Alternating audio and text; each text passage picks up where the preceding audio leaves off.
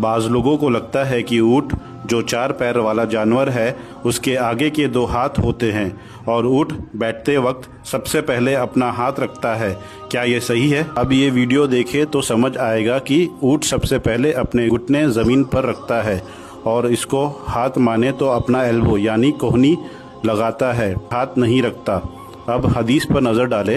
نبی صلی اللہ علیہ وسلم نے فرمایا کہ جب تم میں سے کوئی سجدہ کرے تو اس طرح نہ بیٹھے جس طرح اونٹ بیٹھتا ہے، بلکہ اپنے ہاتھوں کو گھٹنوں سے پہلے زمین پر رکھے۔ ابو داؤد 840۔ اس حدیث میں صاف الفاظ میں لکھا ہے کہ گھٹنے سے پہلے ہاتھ رکھے۔ کچھ لوگ امام حرم کی ویڈیو شیئر کر کے یہ ثابت کرنے میں لگے ہیں کہ یہ طریقہ ہی صحیح ہے اور ہاتھ رکھنا صحیح نہیں ہے، پر یہ بات صاف طور پر بتا دے کہ امام حرم کا کوئی عمل ہمارے لیے دلیل نہیں ہے، بلکہ ہمارے لیے دلیل صرف اور صرف نبی صلی اللہ علیہ وسلم کا عمل اور حدیث ہے جو آپ سب کو بتا دی گئی ہے۔ اللہ عالم بالصواب۔